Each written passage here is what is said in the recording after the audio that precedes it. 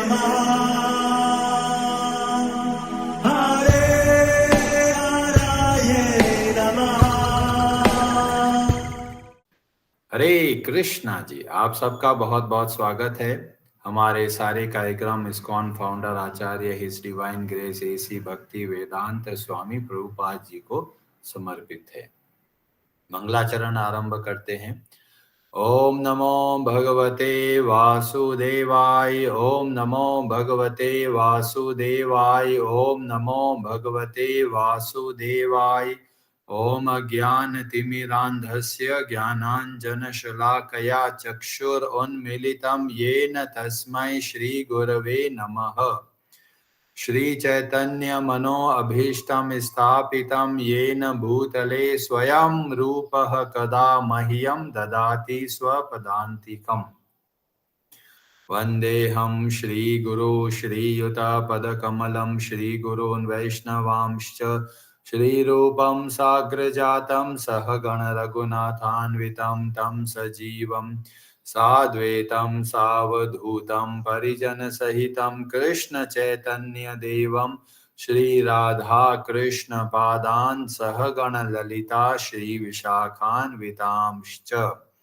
नमः ओम विष्णुपादाय कृष्ण प्रेष्ठाय भूतले श्रीमते भक्ति वेदांत स्वामिनिति नामिने। नमस्ते सारस्वते देवे गौरवाणी प्रचारिणे निर्विशेष शून्यवादी पाश्चात्य देश तारिणे। नमो महावदन्याय कृष्ण प्रेम प्रदायते कृष्णाय कृष्ण चैतन्य नामने गौरत्विषे नमः। हे कृष्ण करुणा सिंधु दीन बंधु जगतपते गोपेश गोपिका कांत राधा कांत नमोस्तुते। तप्त कांचन गौरांगी राधे वृंदावनेश्वरी वृषभानुसुते देवी प्रणमामि हरिप्रिये। वाञ्छाकल्पतरुभ्यश्च कृपा सिन्धुभ्य एव च पतितानां पावनेभ्यो वैष्णवेभ्यो नमो नमः। जय श्री कृष्ण चैतन्य प्रभु नित्यानंद श्री अद्वैत गदाधर श्रीवासादि गौर भक्त वृंद। हरे कृष्ण कृष्ण कृष्ण हरे हरे, हरे राम राम राम हरे हरे। कार्पण्य दोषोपहत स्वभाव पृच्छामि त्वां धर्म सम्मूढ़ चेताः। यच्छ्रेयस्या निश्चितं ब्रूहि तन्मे शिष्यस्ते अहं शाधि मां त्वां प्रपन्नम्। हरे कृष्ण जी। भगवद गीता अध्याय 2 श्लोक नंबर 45-45 आरंभ करते हैं। ब्रजेश्वरी जी आप पढ़ेंगे संस्कृत। हरे कृष्ण। त्रैगुणया विषया वेदा निस्त्रैगुणयो भवार्जुन निर्द्वन्द्वो नित्यसत्त्वस्थो निर्योगक्षेम आत्मवान। हरे कृष्ण। हरे कृष्ण। त्रैगुण्य प्राकृतिक तीनों गुणों से संबंधित विषयाः विषयों में वेदाः वैदिक साहित्य निस्त्रैगुण्य प्रकृति के तीनों गुणों से परे भव हो अर्जुन। हे अर्जुन निर्द्वंद्व द्वैत भाव से मुक्त नित्य सत्वस्थः नित्य शुद्ध सत्व में स्थित निर्योग क्षेमः लाभ तथा रक्षा के भावों से मुक्त आत्मवान आत्मा में स्थित। वेदों में मुख्यतया प्रकृति के तीनों गुणों का वर्णन हुआ है। हे अर्जुन इन तीनों गुणों से ऊपर उठो, समस्त द्वैतों और लाभ तथा सुरक्षा की सारी चिंताओं से मुक्त होकर आत्मपरायण बनो। हरे कृष्णा जी। बहुत ही अद्भुत श्लोक है। भगवान श्री कृष्ण हमको स्पष्ट रूप से उपदेश देते हैं, बोलते हैं भव अर्जुना। हे अर्जुन तुम क्या ऐसे बनो। किस तरीके से बनना है? तो बोला गया ये जो तीनों वेद है, इनमें जो चारों वेदों के अंदर जो तीनों गुणों के बारे में बताया गया, ऐसे जो विषय है उनसे ऊपर उठकर निस्त्रय गुण्य, तीनों गुणों से ऊपर उठना है। निर्द्वंदो नित्य सत्वस्थो निर्योगक्षेम और आत्मवान। तो भगवान हमको प्रेरणा देते हैं कि हमें इस तरीके से अपने जीवन में बदलाव लेके आना है। तो कल हमने डिस्कस किया था निस्त्रय गुण्य, तीनों गुणों से ऊपर कैसे उठेंगे। भाई हमारा जो स्वभाव है वो दूषित हो गया। कैसे दूषित हो गया? सत्व गुण, रजोगुण और तमोगुण की वजह से। क्योंकि इन तीनों गुणों के आवेश में आकर हम अपना कल्याण नहीं कर सकते। ये तीनों गुण एक रस्सी की तरह हमको बांध के रखते हैं। और जब भगवान बोलते हैं कि इन तीनों गुणों से ऊपर उठना है, इसका मतलब हमारा जो स्वभाव है उसको शुद्ध करना है। और वो शुद्ध कैसे होता है? तो भगवान श्री कृष्ण ने 14वें अध्याय के 26वें श्लोक में बताया था, माम च यो अव्यभिचारेण भक्ति योगेन सेवते स गुणान् समतीत्ये तान ब्रह्म भूयाय कल्पते। तीनों गुणों से ऊपर कैसे उठते हैं? तो बोला गया अव्यभिचारेण भक्ति योगेन।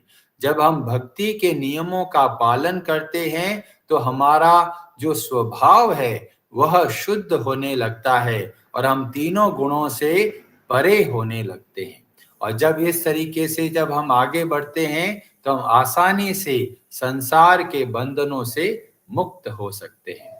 अभी इसमें कई लोग सोचते हैं भक्ति को कैसे करना है।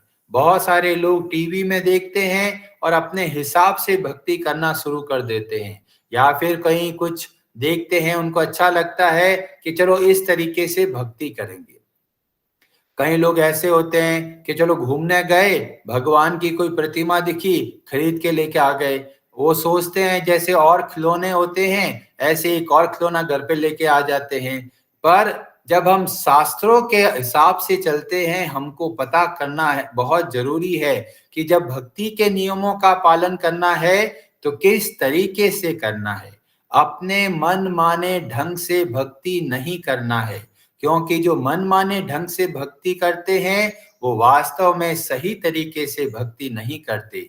एक ग्रंथ है जिसका नाम है ब्रह्म यामल, और वहां पर एक बहुत बड़ी बात बताई गई। उसमें बताया गया श्रुति स्मृति पुराण आदि पंच रात्र विधि विना, बिना शास्त्रों के।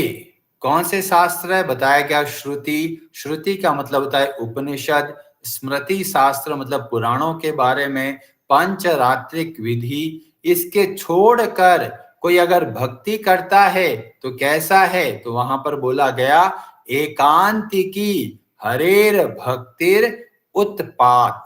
उत्पात का मतलब होता है डिस्टरबेंस। जो लोग शास्त्रों के हिसाब से भक्ति नहीं करते, अपने मन माने ढंग से भक्ति करते हैं, वास्तव में ये एक उपद्रव है। क्यों उपद्रव है? क्योंकि अपने मन के आधार पे चल रहे हैं और मन हमारा सबसे बड़ा दुश्मन है। तो जब हमको भक्ति करना है तो कैसे करना है? शास्त्रों के हिसाब से चलना है। भक्तों के मार्ग निर्देशन में हमको भक्ति करनी है। जब इस तरीके से हम भक्ति करेंगे तो बहुत जल्दी हम भक्ति में आगे बढ़ पाएंगे और भक्ति का सही लाभ मिल पाएगा। और भक्ति कहाँ से आरंभ होती है? तो हमें पता चलता है जो श्रीमद् भागवतम है उसमें जो छठा स्कंद के अध्याय 3 और श्लोक नंबर 22 में यमराज उपदेश देते हैं यमदूतों को, और ये प्रसंग है अजामिल का। और वहां पर यमराज जो बहुत बड़े वैष्णव है, बहुत बड़े भगवान के भक्त हैं, और वो बोलते हैं कि भगवान की भक्ति कहाँ से आरंभ होती है? तो बोला गया एतावानेव लोके अस्मिन् पुंसाम धर्मः परः स्मृतः परम धर्म की हम लोग अच्छे से पालन कर सकते हैं। कैसे करते हैं? भक्ति योगो भगवती, जो भगवान श्री हरि के प्रति जो भक्ति है उससे हम लोग वास्तव में अपने परम धर्म को निभाते हैं। और आरंभ कहां से होती है? तो बोला गया तन नाम ग्रहणादि भी। जब हम भगवान के नामों का जप करना आरंभ करते हैं तो हमारी वास्तव में भक्ति बढ़ती है।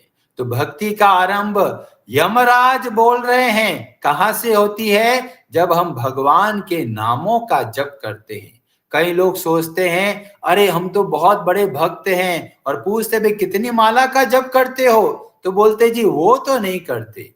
तो यहाँ पर यमराज बोल रहे हैं कि अगर आपको भक्ति में आगे बढ़ना है, भक्ति का जो स्टार्टिंग पॉइंट है वह है भगवान के नामों का जप करना। और इसी बात को पद्म पुराण में बताया गया, और वहां पर जो पद्म पुराण का वर्णन हमें मिलता है भक्ति रसामृत सिंधु में, और वहां पर बोला गया कि जो भगवान श्री हरि की भक्ति करते हैं तो क्या होता है? उनके मुख पर सदैव भगवान श्री हरि के नामों का जप होता रहता है।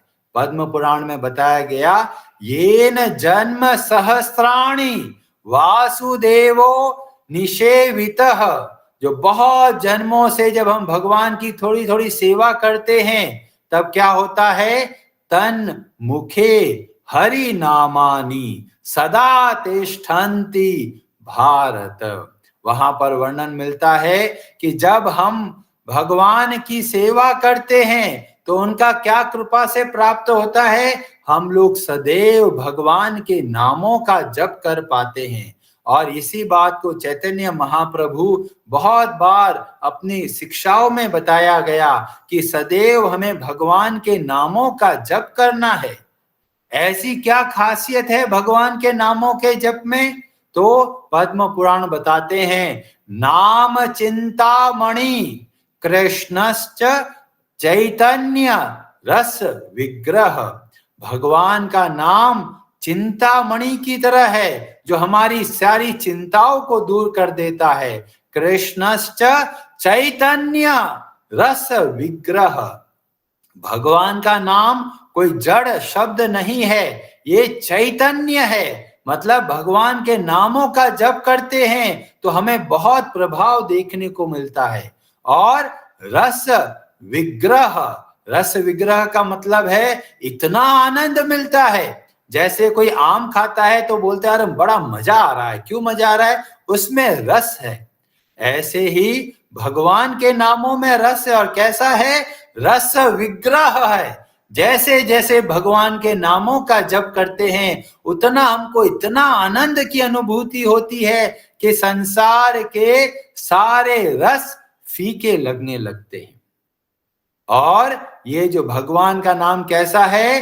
पूर्ण शुद्धो, ये परम शुद्ध है और हमको भी शुद्ध करते हैं। कई लोग बोलते हैं अरे जी हमारे घर में तो सूतक लग गया है, और सूतक लग गया तो पूजा पाठ बंद कर देते हैं। पर हमें जब पद्म पुराण देखते हैं और हमें पता चलता है कि चाहे कितना भी अशुद्धि हो जाए, वो अशुद्धि कैसे दूर होगी? भगवान के नामों के द्वारा। तो चाहे घर में सूतक लग जाए कोई चिंता नहीं, आप सदैव भगवान के नामों का जप कीजिए।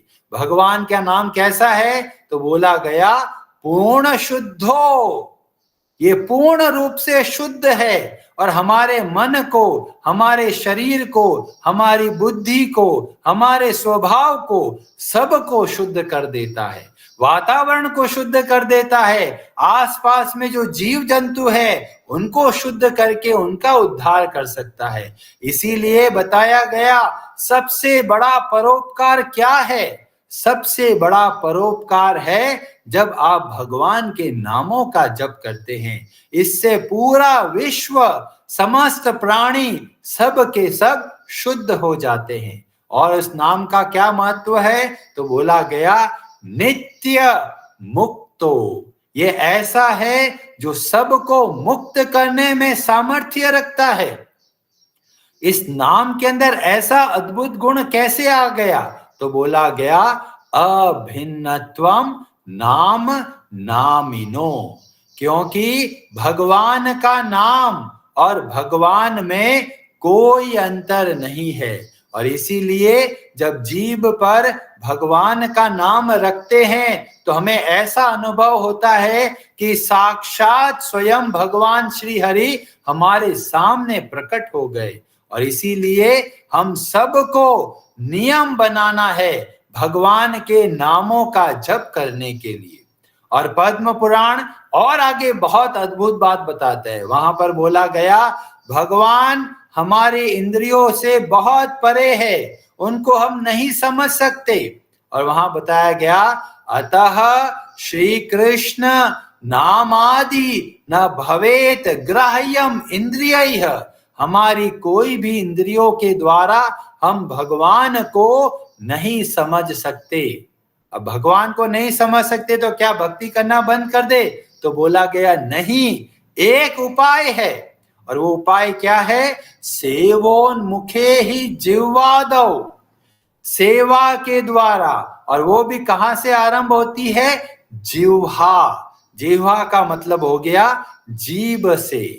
जब जीभ पर हम भगवान के नामों को रखते हैं तो बोला गया स्वयं एव स्फुरत्य अधः, जैसे जैसे हम भगवान के नामों का जप करते हैं भगवान का नाम रूप गुण और लीलाएं हमारे सामने प्रकाशित होते हैं। तो क्या बोला गया? सेवोन्मुखे ही जिह्वा दो, सबसे पहले हमको सेवा करनी है जीभ के द्वारा। जीभ के द्वारा कैसे सेवा होती है?